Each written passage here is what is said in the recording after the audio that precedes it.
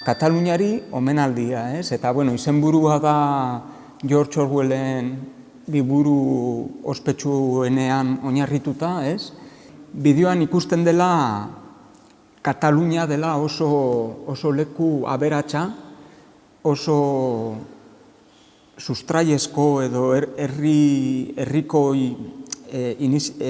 egitasmo herrikoiak sortzen direla, sortzen dituztela, jendeak sortzen ditula, ez dira konpainiek, ez dira instituzioek sortzen dituztenak, baizik eta herriak. Hemendik batzuk ikasi ditugu, bereganatu ditugu ere, ez, energia kooperatibak bezala, ez, Som Energia bezala, eta hola, ez. Baina, bueno, badaude beste asko, orduan bai da nahiko eraginkorra, ez, bideoa. Eta, bueno, gaur hitz egingo degula klimaldaketari buruz, eta baita ere hor sortzen diren gauzak azkenian dira behar ditugunak klimaldaketa gainditzeko. Batzutan iruditzen da oso gauza zaila dela, ez, baina azkenian da ereduaren emaitz bat, ez, daukaguna. Klimaldaketa da gizarte horren emaitz bat, eta gizarte hori da aldatu behar duguna, eta hori da erakusten diguna, ez, era desberdinak eta. Horregatik uste dut oso eraginkorra eta ikasteko oso polita. Bueno, ekologista martxan bezala, ekologia aldeko esparru guztiak jorratzen ditugu, baina bai esaten dugu ekologismo soziala dela gure enfokea edo, eta horrek esan nahi du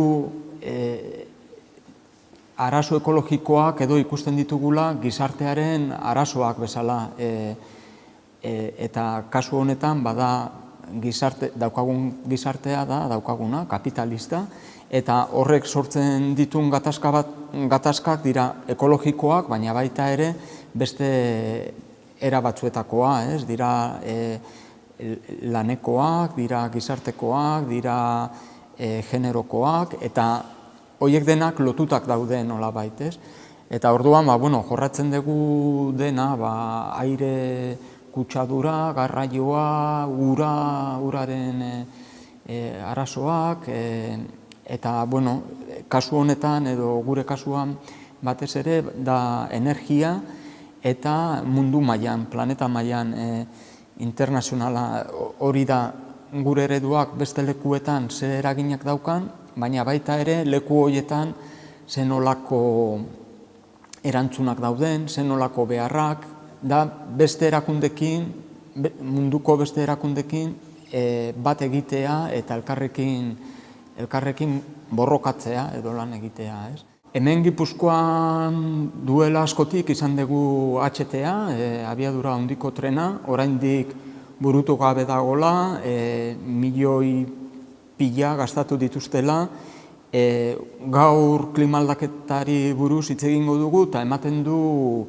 harremanean ez daudela, baina bai, dira gas isurketa pilak, gero beharko duen energia ere horretarako beste isurketa askok, eta, daukagu errauskailua, aldugun eran borrokatzen dugun, baina horiek dira gaur egun herrialde honetan Gipuzkoan dauzkagun mehatxu handienak, baina baita ere errepideak oraindik eraikitzen ari direla, ez? Naiz eta gure politikariek eta esan hori